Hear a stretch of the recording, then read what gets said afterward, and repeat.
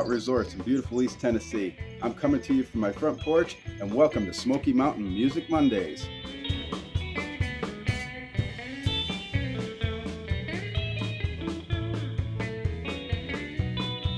Hey, thank you for joining me on this Monday morning. I'm coming to you on this beautiful day for our very first installment of Smoky Mountain Music Mondays. I'm actually trying to keep this first episode simple. There's a lot of people out there that have been following the band for years, friends, followers. Thank you people so much for your support. You've been there with us for a very long time, but we've got some new people now that I've moved to this area that are following the band and probably don't really know anything about our history and what we've done and where we've been and what we're all about. So today we're going to play a pre-recorded video on the origins of Cheyenne and how the band all started and how we got together, and just to kind of give people that maybe aren't familiar an idea of what Cheyenne is all about and where we come from. So I hope you enjoy this video. This is called The Origins of Cheyenne.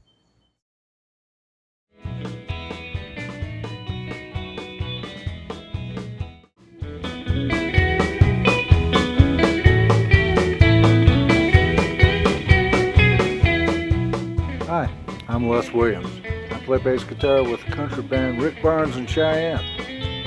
I want to introduce to you Rick Barnes. He's the leader and the frontman for the band. And he's going to share his story and the story of Rick Barnes in Cheyenne. Take it away, Rick.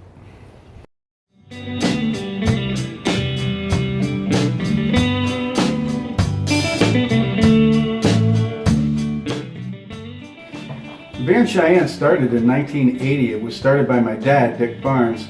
He had been a sideman bass player for a lot of different acts throughout the years, and most notably he was on a show called The Pete Williams Show on WRGB-TV in upstate New York. And that ran from about 1963 to early 60s to 1972, somewhere in there I believe. But he just decided one day that he didn't want to be a backup man anymore. He wanted to strap on a flat top guitar and step out in front and have his own band. And we've been a working band for 41 years now. He was trying to think about different names for the band. We thought about it and we threw a lot of things out there, but nothing ever really seemed to stick. But one day we were going somewhere and we were sitting at a red light, and a Chevy Cheyenne pickup pulled up alongside of us, and I looked at the name and I saw it, and I looked at him and he had a smile on his face, and we looked at each other, and that was it. It was Cheyenne from that point on. He decided to put his name out front, Dick Barnes in Cheyenne, because he just kind of figured that a lot of times band members come and go, and that happens, especially when you've been around as long as we have, that when band members leave, sometimes you feel, well, 2-3 guys left, it should be a different name, it's a different band. Well, he never wanted that. He wanted something to stick, so he put his name out front to be the constant. If you come to see a Dick Barnes and Cheyenne show, you know you're going to see Dick Barnes, and you always did, and that was why he did that way. Dad had retired in 2004, and he had moved down to Tennessee, and he wanted to hand the band over to me. Boy, I was awful nervous, I'll tell you, because he had pretty big shoes to fill, and I still ain't filled them, and I never will. But he had confidence in me, and he said, you know, I'm sure you'll be able to do this. So I did that, and I always had him to talk to and to converse with and give me pointers and tips, and he even come and did a couple shows with us afterwards. He drove back up to New York to do some shows with us. We had opened for Gene Watson and T.G. Shepard, and he came up and he did those shows with us. Dad passed away the Christmas of 2013, right on Christmas Day, and since that day, I've been on my own.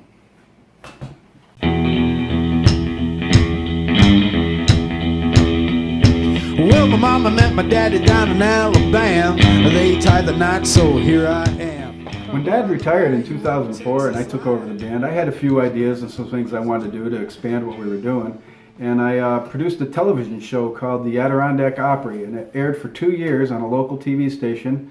We had a really good run with it. It was a fun show to do.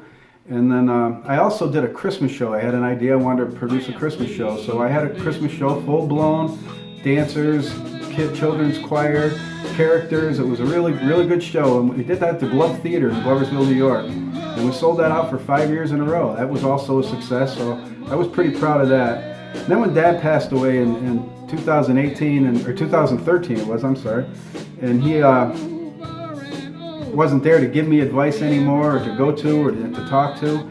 I just kind of took it off on my own, but I always took what advice he gave me and the things that he taught me, and I ran with those. And the two biggest things that he taught me was, one, be true to the music.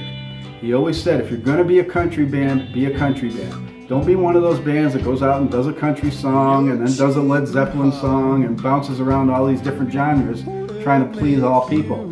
He said, be a country band and please the country people. Know who your crowd is, know who your audience is, let them know who you are, so that when they come to see you, they know that that's what they're getting. They're getting a country band. It's okay to throw in a little 50s and 60s or maybe a little southern rock that's on the countryside, but don't get too far out into that genre. But that's what I've done. We stayed true to the music. A lot of bands have had success with that, mixing up all the different kinds of music, and that's great. More power to them. But that's not who we are. If you come and see Rick Barnes in Cheyenne, you're going to see a good country show with some professional musicians, and that's just one of the things that he taught me. The other thing that he taught me was dress for the stage. He used to say to me, you're an entertainer, look the part. When you get up in front of that crowd, when you walk through that front door, they should know that, hey, that guy's with the band. They should be able to tell by looking at you. When you get up there, he says you gotta look the part. You gotta be that country guy in that country band. That's what they come to see. You know, nobody wants to come and see their next door neighbor up there on the stage in their shorts and baseball hats playing country music. It just never worked for him. If it works for you, that's great. It's just something that we've never done, and I've carried his advice, and here we are 41 years later, and we're still doing it. And that brings us up to the Cheyenne that we have today. Well, thank you for joining us for today's episode. I hope you enjoyed that and that you know a little bit more about Cheyenne than maybe you did when you first started watching it. Thank you for tuning in today, and watch us again next week when we come to you with a feature on the man who started it all. We're going to do a tribute to my dad, Dick Barnes. Until next time, thank you for joining us on Smoky Mountain Music Mondays.